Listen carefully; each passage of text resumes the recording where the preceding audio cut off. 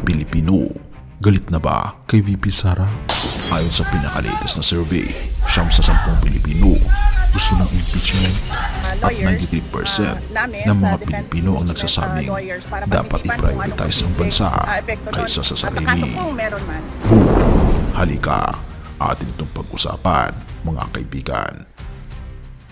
Pang-regular na sesyon pa ang bihis ng Senate Session Hall kanina, pero nakaabang na sa gilid ang witness stand na gagamitin sa impeachment trial ni Vice President Sara Duterte. Balik sesyon na sa Lunes ang Kongreso. Samantala, ayon sa pinakahuling commission survey ng SWS, 88% ng halos 2,000 respondents ang naniniwalang dapat magpaliwanag ang bise sa mga reklamo sa impeachment. Mahihiling naman ang isa sa mga House prosecutor matapos sabihin ni Pangulong Marcos Jr.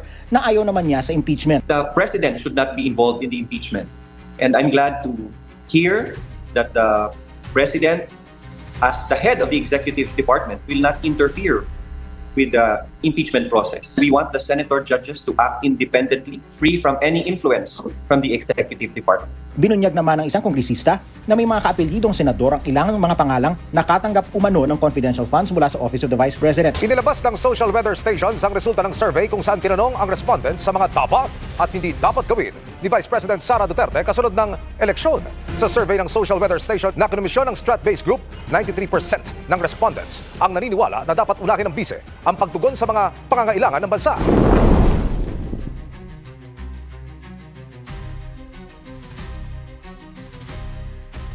May napansin ka ba? Sa bawat kanto ng social media, sa bawat kwentuhan sa tricycle o palengke, isang pangalan ang paulit-ulit na binabanggit pero bihirang sagutin. Hindi ito chismis, hindi rin ito politika lang. Ito'y tungkol sa pananagutan, ito'y tungkol sa bayan, ito'y tungkol sa iyo. Pero teka, bakit tila nanahimik ang dapat sumagot? Ayon sa pinakabagong Strat-Based SWS survey, 9 sa bawat 10 Pilipino ang nagsabing dapat harapin ni Vice President Sara Duterte ang mga reklamong impeachment laban sa kanya. 88% ang nagsabing dapat siyang sumagot. 68% ang nagsabing tiyak na dapat. At 20% naman ang nagsabing malamang na dapat. Pero kahit malinaw ang mensahe ng taong bayan, wala pa rin malinaw na tugon mula sa kanya. Ang tanong, bakit? Ang Kongreso pumoto ng lampas 200 na mababatas para sa impeachment. Ang mga aligasyon, pagtataksil sa tiwala ng publiko, lantarang paglabag sa konstitusyon, graft and corruption, at iba pang mabibigat na krimen. Pero heto ang hindi mo inaasahan. 8 sa bawat 10 Pilipino ang nagsabing dapat unahin ni VP Sara ang kapakanan ng bayan higit sa sarili. Hindi ito opinion lang, ito ang tinig ng 1,800 na botante mula sa Luzon, Visayas at Mindanao. Hindi ito haka-haka, ito'y pulso ng mamamayan. Pero kung malinaw ang utos ng taong bayan, bakit tila hindi malinaw sa kanya? Sabi nga ni Dindo Manhit ng Strat-Based Institute, ang accountability ay hindi option, ito'y pundasyon ng tiwala ng taong bayan. Panahon na para sagutin ni VP Sara ang mga aligasyon. Sa huli, ang mga halal na lider ay may tungkuling magsilbi sa bayan, hindi sa sarili. Boom! Sakit, pero totoo. Pero sa halip na tahasang pagsagot, tila mas pinipili pa ang katahimikan. Oo, may schedule na sa Senado para sa articles of impeachment, pero paurong ng paurong. June 2 dapat na reschedule. June 11 daw, abangan. Pero hanggang kailan maghihintay ang bayan? Dapat niyang ituon ang pansin sa bansa. Pero bakit tila sarili ang inuuna? 86% ng mga Pilipino gusto siyang magtrabaho sa plataporma. 81% ng mga Pilipino gusto siyang tigilan ang kanyang pamumulitika. 74% gusto na rin siyang tumigil sa pagbabatikos sa gobyerno. Yung mismong gobyerno bahagi siya. Pero 93% ang nagsabing ipagpaliban ang personal, unahin ang bayan. Kung ang mga numerong ito ay sigaw, ang tanong ay, naririnig niya pa ito? Di pwedeng deadma.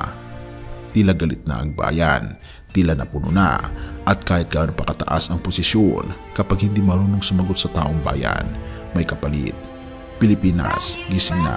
Hindi ito teleserye, hindi ito pakut sa kamera. Ito'y laban para sa prinsipyo, para sa pananagutan, para sa kinabukasan. Kaya habang hindi pa siya sumasagot, tanungin natin ulit, galit na ba talaga ang Pilipinas? O papayag tayong muling manahimik? Have mercy, O God, at purihin ang ating Panginoong Diyos.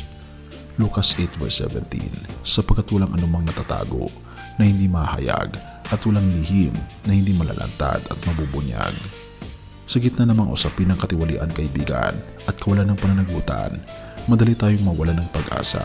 Parang ang mga nasa kapangyarihan ay ligtas, ay laging ligtas, samantalang ang taong bayan ay tuloy ang paghihirap. Para sa mga sandali ito, dapat nating alalahanin ang ating Panginoon ang liwanag na hindi matatalo ng dilim. Ang sabi sa Lucas 8 verse 17, walang lihim na mananatiling lihim sa harap ng ating Panginoon Diyos.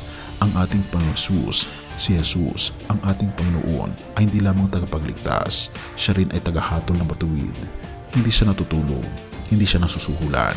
Alam niya ang bawat kasinungalingan, pandaraya, at pagtataksil sa tiwala ng tao. Kaya bilang mga Kristiyano, kaibigan, hindi natin tungkuhin ang manahimik.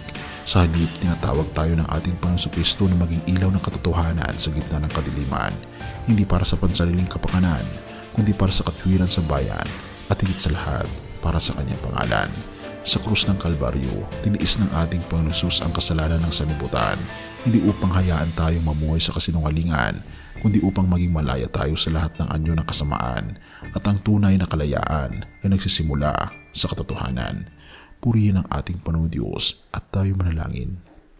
Ama naming Diyos na makaparehan sa lahat, tunay nga po na ang aming Panginoong Diyos, ang aming Panginoong Jesus, siya ang katotohanan, ang daan at ang buhay. Sa gitna ng mga kasinungalingan at katiwaliang bumabalot sa aming bansa, turuan niyo po kaming manintigan sa katotohanan. Bigyan niyo po ng tapang ang mga lider naming takot humarap sa katotohanan, at bigyan niyo rin po kami ng puso na patuloy na manalangin, kumilos at umasa, hindi sa tao, kundi sa iyo lamang. Pinupuri po namin kahit pinapasalamatan o aming Panginoon Diyos sa inyo pong kabutihan sa amin, at patnubayan po kami at patawarin po kami sa lahat ng aming pagkukulang at pagkakasala. At salamat po sa pagdinig ng aming panalangin, sapagkat ito po ang aming samot hiling sa matamis na pangalan ng aming Panginoon Jesus. Amen.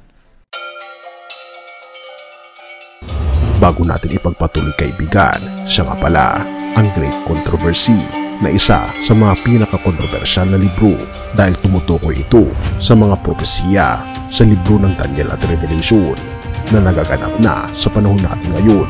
Bago ang pagdating ng ating Panginoong Diyos ay pinamimigay na namin ng libre sa pamamagitan ng PDF, at ito ay nasa limited lamang na panahon.